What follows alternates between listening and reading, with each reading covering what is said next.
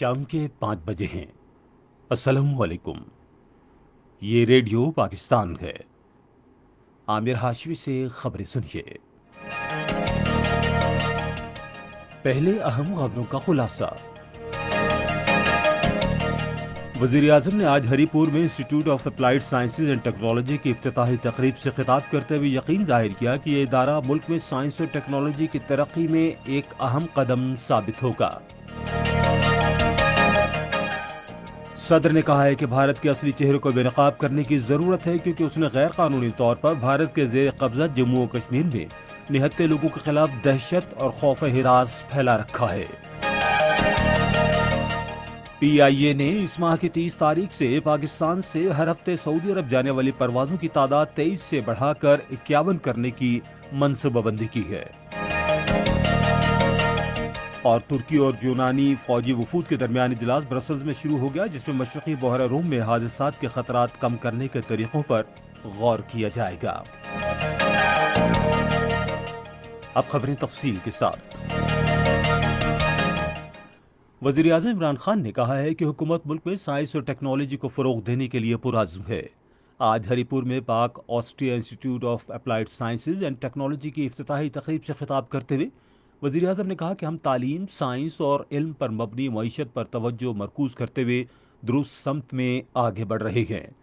انسٹی ٹیوٹ میں مصنوعی ذہانت، انجینئرنگ اور غذائی ٹیکنالوجی سے متعلق خصوصی کورس کرائے جائیں گے۔ انہوں نے اس اعتماد کا اظہار کیا کہ یہ انسٹی ٹیوٹ ملک میں سائنس اور ٹیکنالوجی کی ترقی میں ایک اہم قدم ثابت ہوگا۔ عمران خان نے کہا کہ حکومت ملک میں ٹیکنالوجی کی ترقی کے لیے چین کی 5 اور آسٹریلیا کی 3 جامعات کے ساتھ تعاون کر رہی ہے۔ انہوں نے کہا کہ چین پاکستان اقتصادی راہداری کے دوسرے مرحلے میں پاکستان میں خصوصی اقتصادی زون قائم کیے جائیں گے اور صنعتیں لگائی جائیں گی۔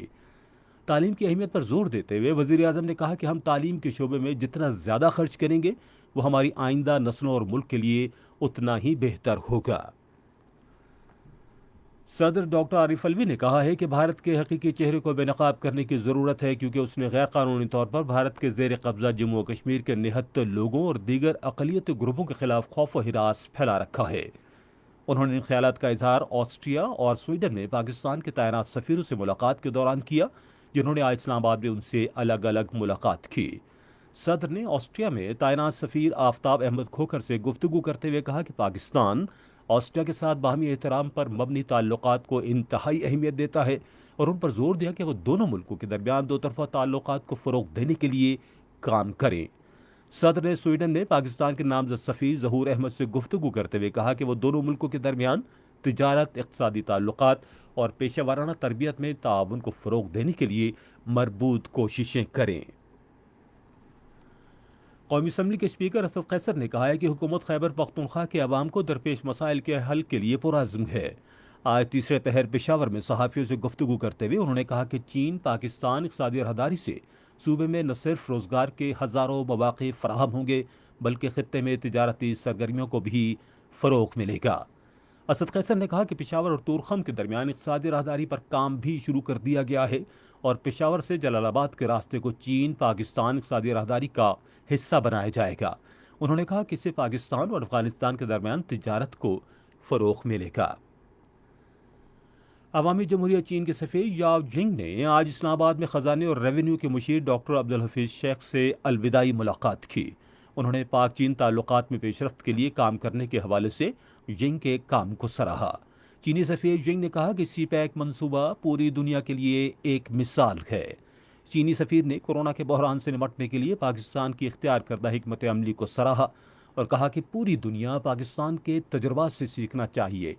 انہوں نے یقین ظاہر کیا کہ مالیاتی ایکشن ٹاسک فورس کا اکتوبر کا جائزہ پاکستان کے حق میں بہتر ہوگا۔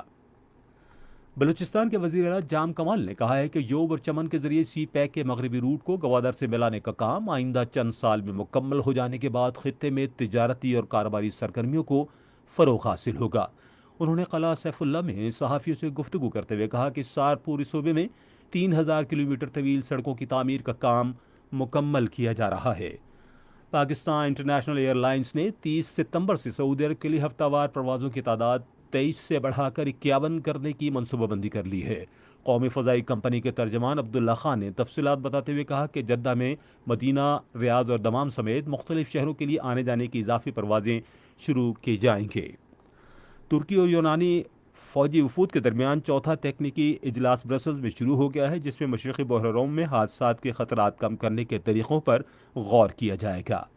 اسی کے ساتھ خبریں ختم ہوئیں۔ مزید خبروں اور تجزیوں کے لیے آئیے ہماری ویب سائٹ پر radio.gov.pk اور فیس بک کے link radio Pakistan news official پر براہ راست ویڈیو سٹریمنگ بھی ملاحظہ کیجیے۔